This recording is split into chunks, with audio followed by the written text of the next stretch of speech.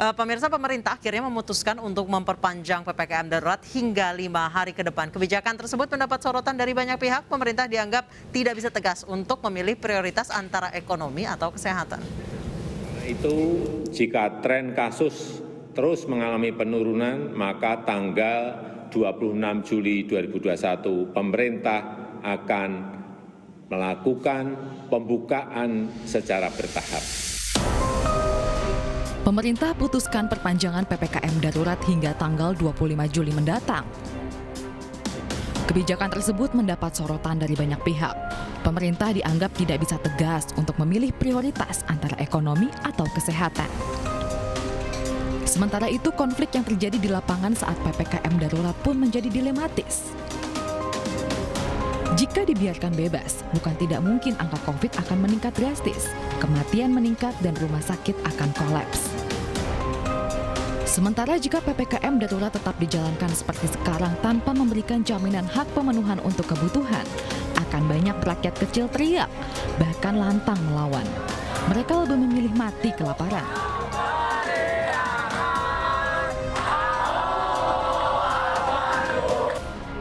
Kenyataan di lapangan pemerintah pun diuji. Bahkan lembaga survei Indonesia juga telah merilis bahwa tingkat kepercayaan publik terhadap kinerja presiden dalam menangani pandemi menurun.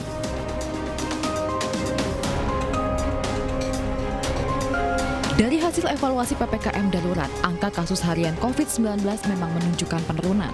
Namun penurunan tren kasus tersebut seiring juga dengan turunnya spesimen uji COVID-19 yang dilakukan.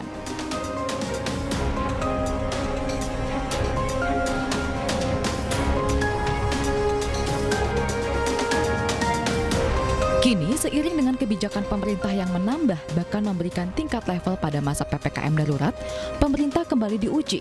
Apakah perpanjangan yang dilakukan adalah strategi dalam meredam pandemi atau malah jadi kebijakan basa-basi?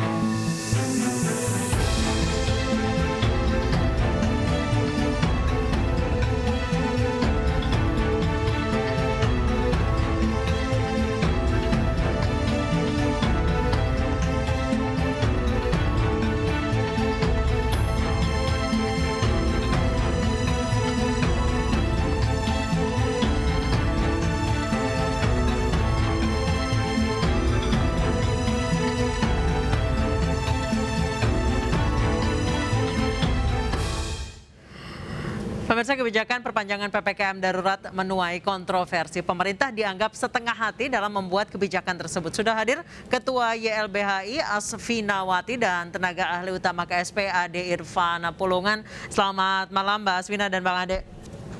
Selamat malam, Bang Ika. Baik, saya ke Bang Ade terlebih dahulu. Bang, dalam penyampaian perpanjangan PPKM, Presiden ini tidak menyampaikan secara eksplisit. Tidak ada kata perpanjangan dalam pengumumannya semalam bahwa PPKM darurat sampai tanggal 25 Juli. Mengapa sih Bang? Apakah ada yang sensitif dengan kata darurat atau PPKM gitu? Coba dilihat kembali itu videonya Pak Presiden dalam mengumumkan kemarin itu kan dikatakan bahwasanya masih diberlakukan sampai tanggal 25. Dengan melihat nanti perkembangan situasi yang ada, setelah itu akan dikaji secara secara perlahan-lahan untuk kita lihat situasinya.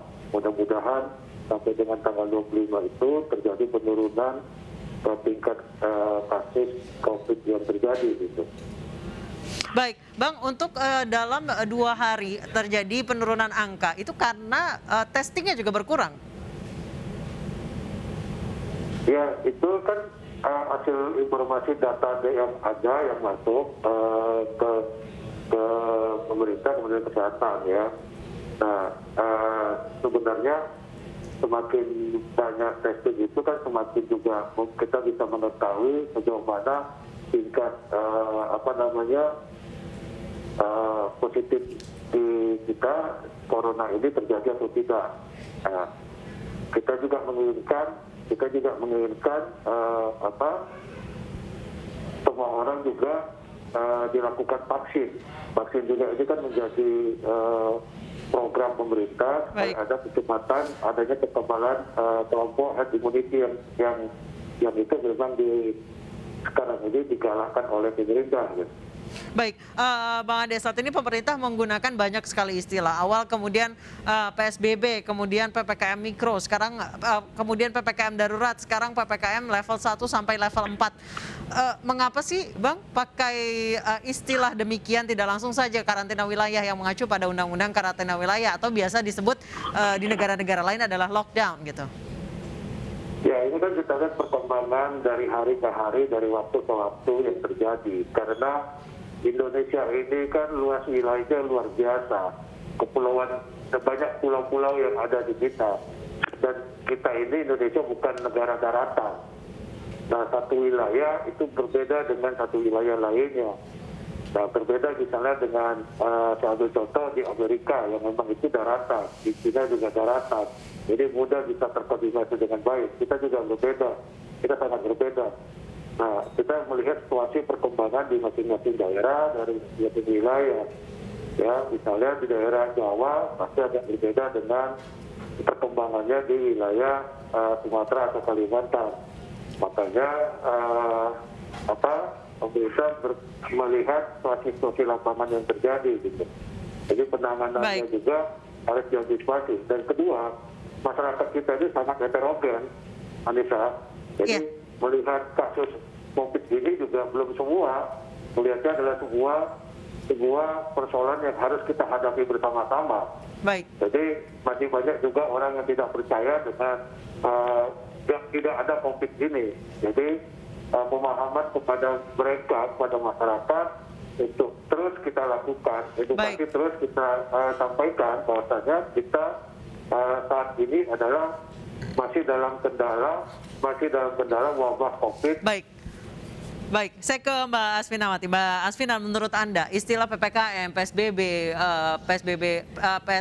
PPKM Mikro, kemudian PPKM Darurat, PPKM level 1 sampai 4, apakah ini cara pemerintah untuk berkelit dari tanggung jawabnya terkait dengan undang-undang karantinaan? Ya, kalau menurut kami ya jelas sekali ya. Pertama, tidak ada di dalam undang-undang kekarantinaan kesehatan. Kemudian kenapa pakai istilah itu?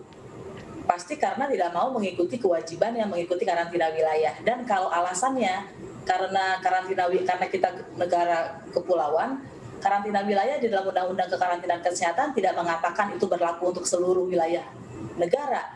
Justru dikatakan di situ karantina wilayah itu di suatu wilayah tertentu gitu. Jadi sebetulnya ketika kita melakukan karantina wilayah kan bisa cuma karantina wilayah di Jawa, karantina wilayah di Bali. Yang keempat, esensinya kita sudah karantina wilayah kok.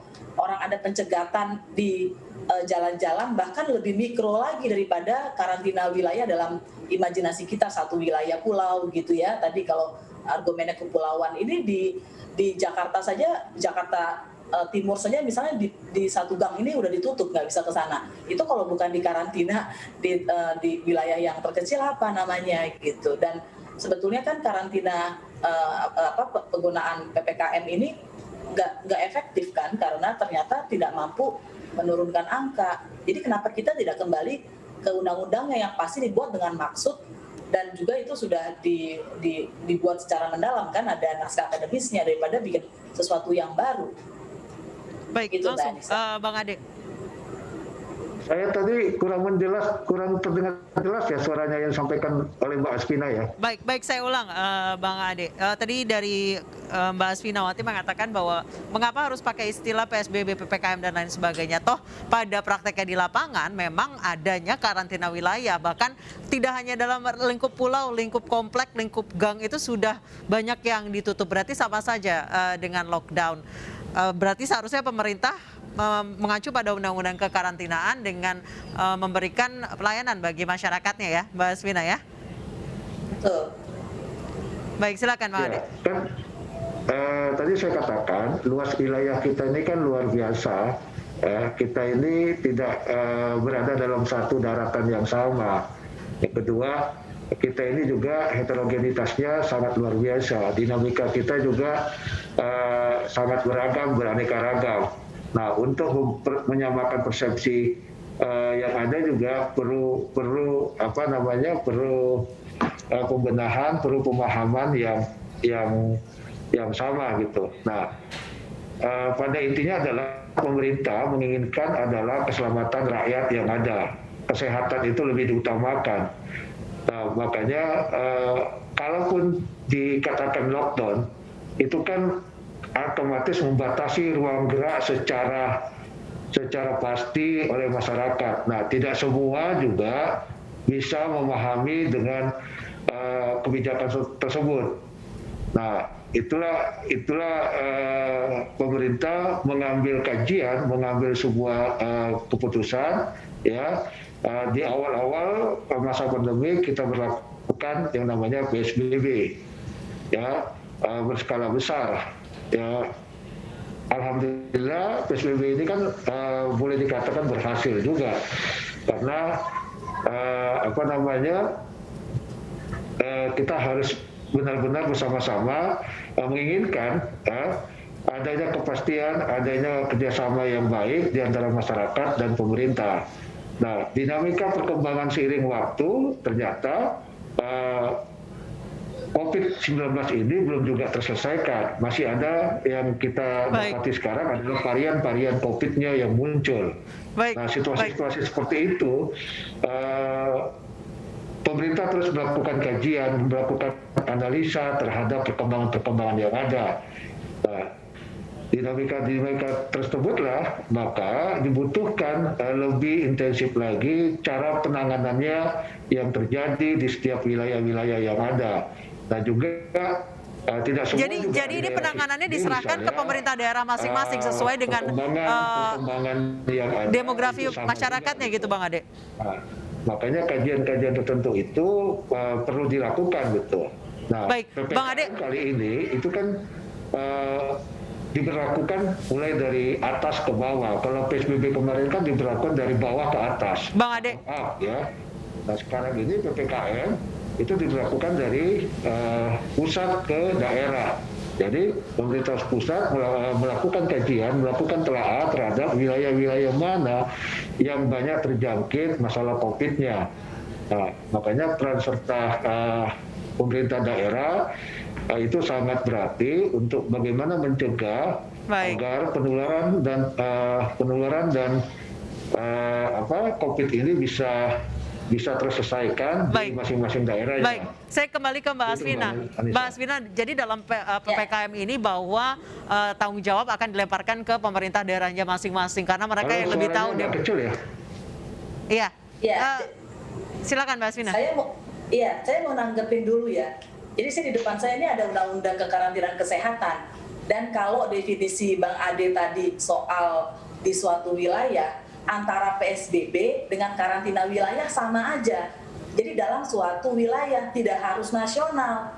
Jadi argumen itu gugur karena karantina wilayah maupun PSBB bisa diberlakukan tidak untuk seluruh Indonesia.